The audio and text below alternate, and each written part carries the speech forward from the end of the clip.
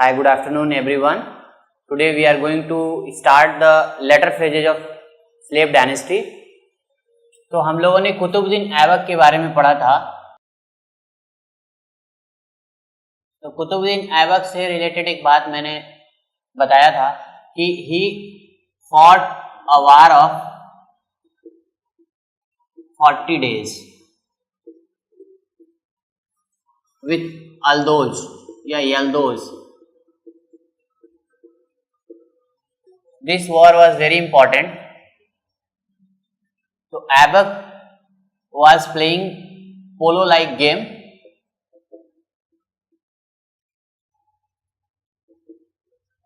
In 1210, he fell from horse and he died. Kutubuddin Aibak was a first ruler of slave dynasty. Within a period of 4 years, he established 2 mosques, one at Delhi, that is Quwwat-ul-Islam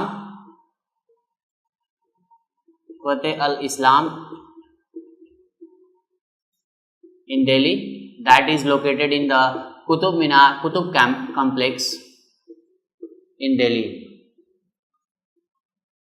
This Qutub al-Islam was named on the Sufi saint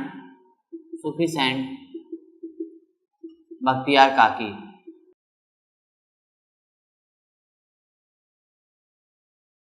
Sufi saint Bakhtiyar Kaki, on the name of this Quwwat al-Islam and 2.5 दिन का झोपड़ा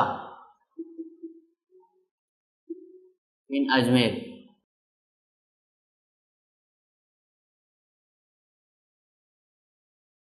After Kutubuddin Aibak, Aram Shah, his son, second ruler of slave dynasty was Aram Shah. In 1210 to 1211 almost, he ruled for 8 months only. He was the elder son.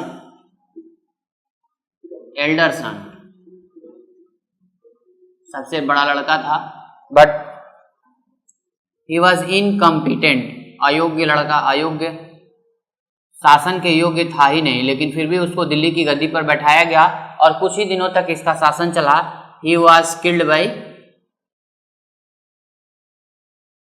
Iltutmish. Iltutmish was slave of Kutubuddin Aibak. ये कुतुबुद्दीन ऐबक का एक गुलाम था.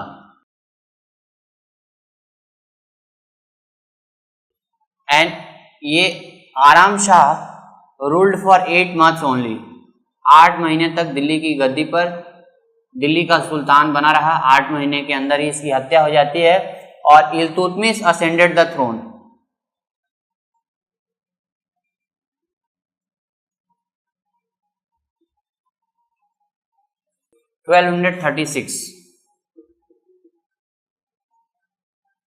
देखिए, Iltutmish was not a ruler, he was a slave. वो एक गुलाम था. और Qutubuddin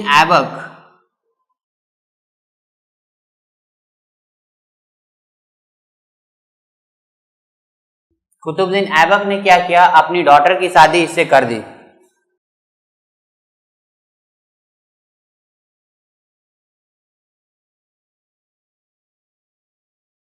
daughter with Iltutmish. तो ये इसका क्या बन गया, Iltutmish became the son in law. ये सन इन लॉ बन गया, इसका दामाद बन गया और उसको बदायूं का appointed him as the governor of Badaun.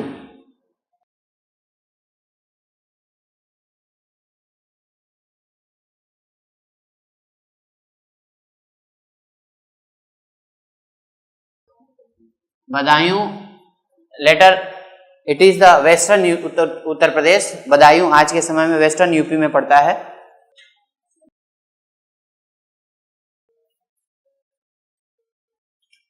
तो देखिए अभी क्या करता है, ये अपने कैपिटल को लाहौर से दिल्ली ट्रांसफर करता है Iltutmish.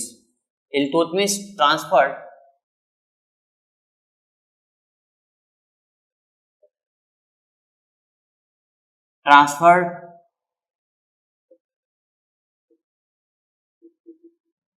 Capital from Lahore to Delhi. Delhi सल्तनत यहीं से असली शुरुआत होती है। तो राजधानी लाहौर से दिल्ली तक। आप एक सवाल का जवाब बताइए कि जब कुतुबुद्दीन ऐबक मरा तो लाहौर में ही उसे दफनाया गया।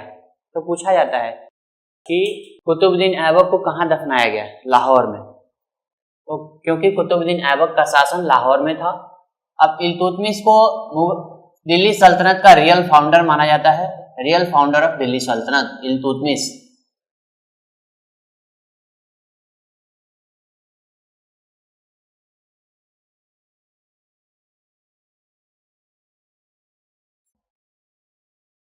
तो 1221 में क्या होता है, एक मंगोल लीडर होता है, Mongol leader was Genghis Khan. तो वो चंगेज खान जो है हर जगह अटैक करता रहता है और वहां से लूटपाट करता है। तो वो इंडिया में भी लूटपाट करते हुए ख्वारिज़म शाह एक रूलर रहता है, उसका पीछा करते हुए आता है, chased bye Genghis Khan.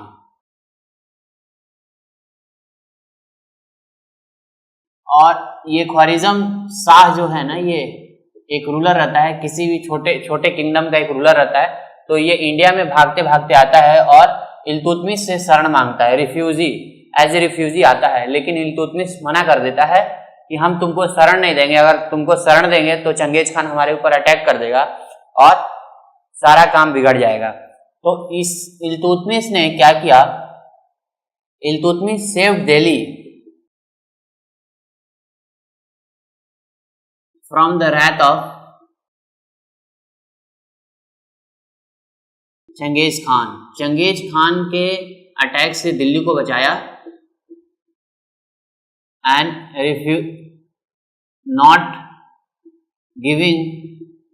not giving the shelter to this Khwarazm Shah.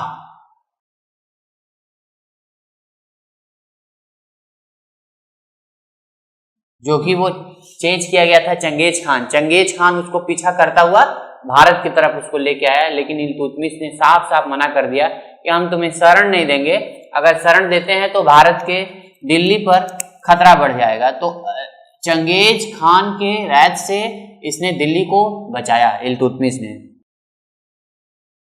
Delhi सल्तनत की रक्षा की। तो यही होना चाहिए योग्य शासक की, ये सबसे बड़ी जिम्मेदारी है कि सीमाओं की सुरक्षा करेगा। तो सीमाएं इस तरीके से सुरक्षित थी इल्तुतमिश के समय। देखिए ये एक और काम किया, अधूरा काम को पूरा किया। Iltutmish completed the Qutub Minar. कुतुब मीनार की जो शुरुआत हो चुकी थी दिल्ली में, जो है कुतुब मीनार जो वर्ल्ड हेरिटेज साइट में शामिल है। तो कुतुब मीनार के अधूरे काम को इसने पूरा किया इल्तुतमिश ने। इल्तुतमिश जो कि कुतुबुद्दीन ऐबक का गुलाम था, दास था।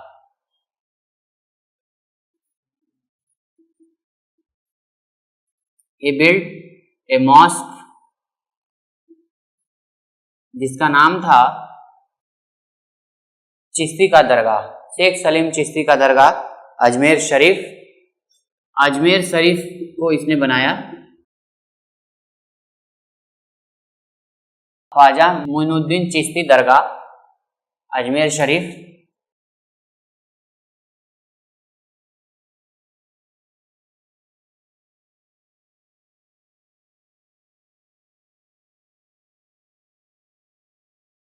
तो अजमेर शरीफ एक बहुत ही होली प्लेस एट अजमेर।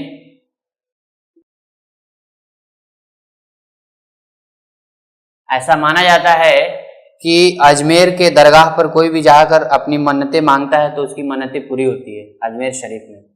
तो इसका निर्माण इल्तुतमिश ने ही किया था ख्वाजा मोइनुद्दीन चिश्ती के दरगाह पर। और मुगल सम्राट, ऐसा एक क्वेश्चन पूछा गया है इंडियन हिस्ट्री में, which was the Mughal emperor he went at the Ajmer Sharif for the union of Hindu and Muslim unity. Hindu Muslim unity के लिए अजमेर शरीफ दरगाह पर कौन मुस्लिम राजा जो है गया था? तो उसमें आंसर क्या होगा? औरंगजेब, शाहजहां, अकबर, जहांगीर। आप लोगों को क्या लगता है? Who maintained the Hindu Muslim unity? The Great Akbar. That's why he was called Great.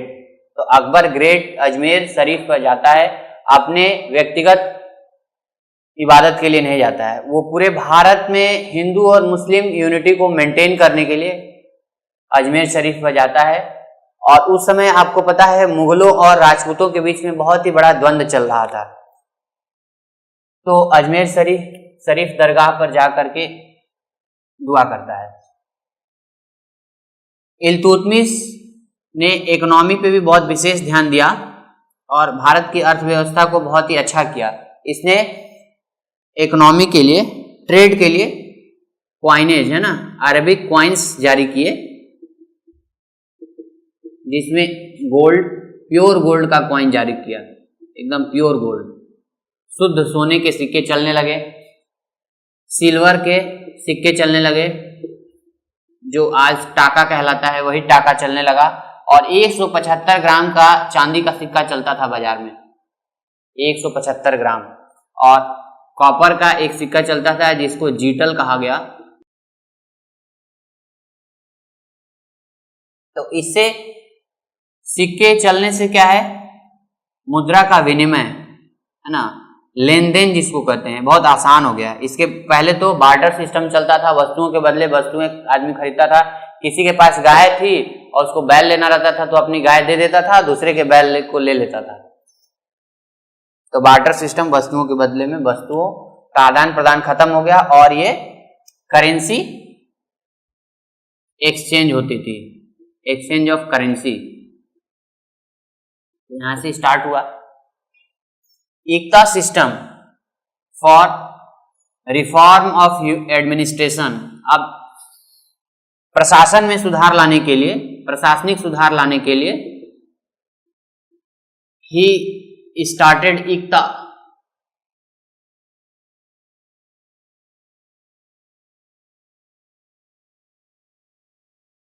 इक्ता system, इक्ता system में एक्चुअली में एडवाइजरी और मिनिस्ट्रियल रिफॉर्म के लिए थी। इसमें जो भी लोग थे वो कौन कौन थे भाई? तो टर्किश पीपल और एडवाइजरी एंड मिनिस्ट्रियल रिफॉर्म। जो भी सुधार होना चाहिए तो उनसे सलाह ली जाती थी और मंत्री भी उन्होंने रखा था। इल्तुतमिश ने कुछ तुर्की के लोगों को मंत्री के पद पर भी बिठाया था और इस सिस्टम को इक्ता सिस्टम इंडियन हिस्ट्री में कहा गया। और हु वाज, हाँ, प्रशासन में कुछ सुधार लाने के लिए इल्तुतमिश ने इक्ता सिस्टम, इक्ता प्रणाली चालू की, जिसमें कुछ तुर्की लोगों को नियुक्त किया और उनसे सलाह भी लेता था और उनको मंत्री भी बनाया, मंत्री के पद पर भी बैठाया। और इक्ता सिस्टम का हेड वाली होता था। Who were the head? वाली, वाली हेड होते थे, वाली को हेड बनाया। सेना को भी मजबूत किया कि बाहरी अगर आक्रमण होता है तो सेना की सुरक्षा करना, सेना को संगठित करना, सेना ताकतवर होगी तभी बाहरी आक्रमणों से सल्तनत की रक्षा करेगी। तो सेना को भी इसने संगठित किया, सेना को मजबूत किया। सेना के लोगों का मनोबल तो तब बढ़ेगा जब उन्हें नगद वेतन दिया जाएगा और उनके वेतन में हर समय बढ़ोतरी होगी। तो ये पहला काम जब शुरुआत हुआ तो इल्तुतमिश के समय शुरू हुआ, उसने सेना को कैश पेमेंट किया। कैश पेमेंट नहीं किया, सेना को वेतन देता था, रिक्रूटमेंट करता था।